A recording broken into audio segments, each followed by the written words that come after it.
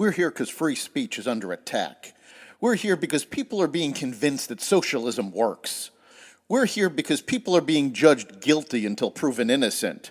We are fighting back with facts. This is not a safe zone, so buckle up, Buttercup. This is the raw, naked truth.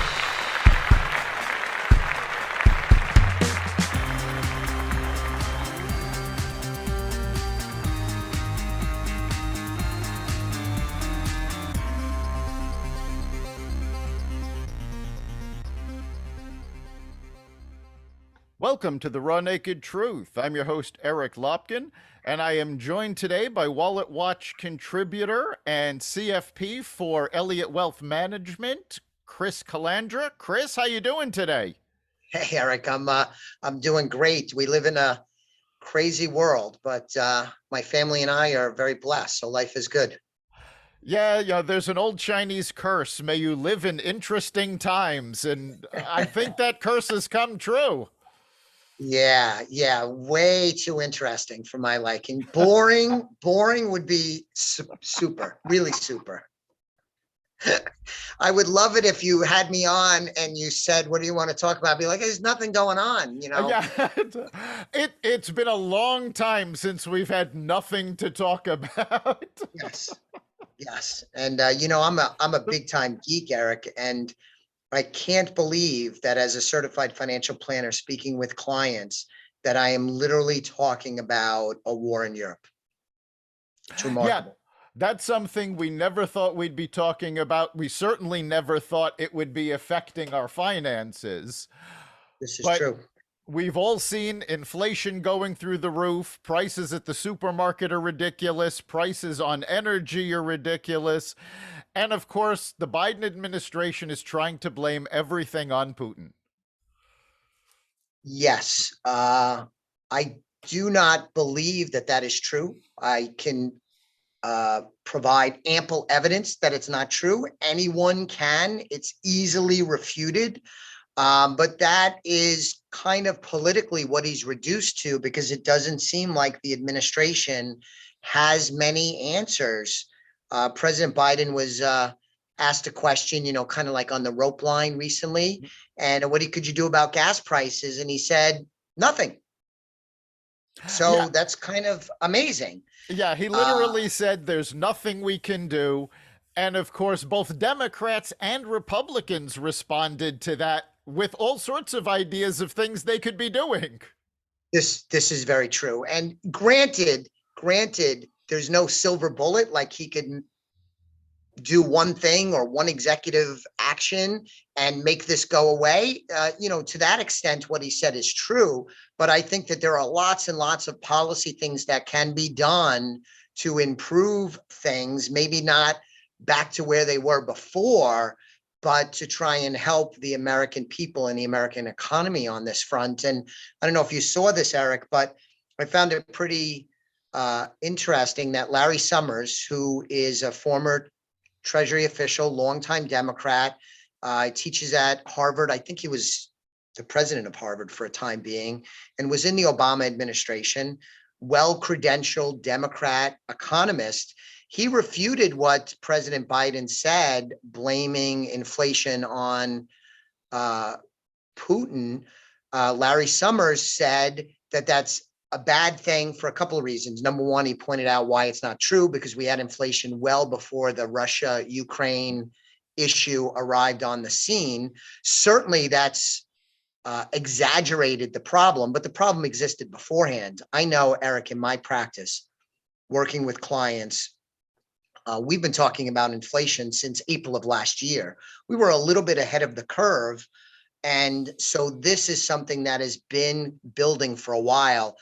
It's been exaggerated by the Russia's invasion of the Ukraine. But going back to Larry Summers, he pointed out the reasons why it's not just Putin's fault. And he also pointed out, I think wisely, I think President Biden would be well served by heeding this advice, that it doesn't help your cause, because when you criticize, like the Biden administration is, the energy, saying they're price gouging, that's further going to dampen their willingness to do business and put their necks out there and increase supply when they feel that they don't have a friend in the administration. And that's what Larry Summers talked about. And I think he was spot on. Yeah, he was. Oil industry executives have stated that one of the reasons they're not drilling more is because the Biden administration has essentially declared war on them and they don't know where it's going to go. So they don't want to start drilling only to be told in 2 months, oh, we're taking away your permits. That's right. They're very nervous about that. And in fact, economists, back when they were debating the American Rescue Plan, told the Biden administration that this was going to cause runaway inflation. And Yes. he just dismissed them. He said, no, it's not. And sure enough, now we're seeing it. Yes, and more recently with the Build Back Better plan, which from my perspective, thankfully has been shelved, hopefully permanently. President Biden and his advocates were talking about spending even more money would fight inflation. And I don't think many people believed that, including Senator Joe Manchin and Senator Sinema, who were key in getting that legislation shelved. But left to his own devices, President Biden would have probably put more fuel on that fire, spending even more money, increasing borrowing, which would have enhanced inflation, in my opinion. Oh, I think you're absolutely right. I mean, we've seen historically that increased government spending increases inflation. Increased spending in general, increases inflation. But when you're talking about government spending, especially now, you're talking about trillions, where in household spending, you're talking about a lot less. Yes. And to your point about the rescue plan, is I saw some great research that talked about, I forget the exact numbers, but essentially there was a shortage from the economic slowdown from the pandemic and the shutdowns that occurred. There was a shortage, and then the government wanted to fill in that shortage, which kind of makes sense, Eric. How they did it, of course, we could quibble about, but they put in between 3 and 4 times what the shortfall was. So they put tons of money into the system at a time when supply chain was already stretched. Basic supply and demand economics. We added way more money into the system, increased the supply of dollars and money, and at the same time, we had less goods and services because of those same shutdowns and same difficulties on the supply chain. And voila, you're getting significant inflation. This is very predictable, very predictable. And now we have the consequences of that with Russia invading Ukraine. It makes the existing problem only that much worse. Absolutely. And of course, there was talk that in order to combat inflation, the Fed is going to start raising interest rates. Any opinions on when they're going to start that? And I mean, I've heard folks talk about anything from 4 interest rate hikes all the way up to 8. Yes. The Federal Reserve is in an incredibly difficult position. And I had shared that opinion on my podcast, the Simply Financial podcast, and on other shows as well, is that the Federal Reserve is in a difficult position. And this is separate from the Russia-Ukraine story, because they want and need to raise interest rates to fight inflation. Yet you have an administration that wants to put more money, more spending into the system, which could counteract what the Federal Reserve wants and needs to do with raising interest rates. You also have an economy that is strong, but raising interest rates can hurt that economic growth. And it's not like this economic growth is without its flaws. Now their situation is made even more difficult because historically, big spikes in energy prices like we're experiencing now, both before the Russia-Ukraine situation and after the Russia invasion of Ukraine, those types of energy spikes usually lead to a recession. So the Federal Reserve wants to fight inflation and raise interest rates. They want to work in cooperation with the administration, ideally. And now you're going to see, I believe, over the next couple of months, Eric, increased talk about the US economy slipping into recession. It may not happen. A lot has to be played out, but I think that's going to enter into the public dialogue before too long. No, you're absolutely right. In fact, it's already started coming into the public dialogue.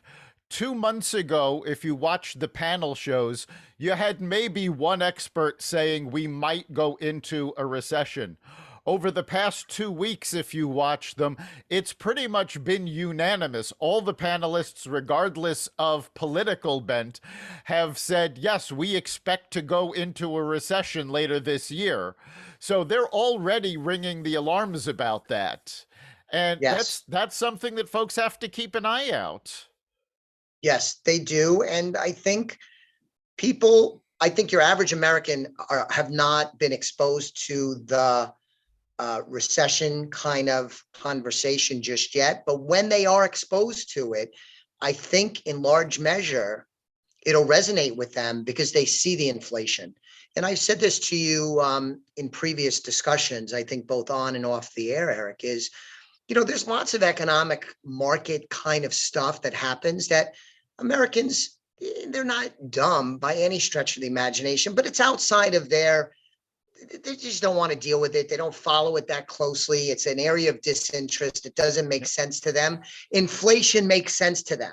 It is very real when they go to the grocery store and they see the prices, and then they fill up their tank and they see the prices, and they see the valuation of their homes going up, and they see that they can't order furniture and have it delivered inside of 8 months. They see all of these things. It's very, very tangible. So I believe when they're introduced to the recession concept that's starting to make its way through the system, that it'll resonate with them. It'll make sense to them because they'll see, oh, you have all of these increasing prices.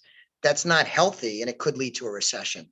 They're going to buy it quite easily, which will be a problem for the country and for the administration, because if people kind of have negative sentiment and are nervous about the future, they will behave certain ways with their money that's not really too great in terms of the economy and the markets and the direction of the country as a whole. It's a big problem for President Biden, and he has lots of them on his plate already.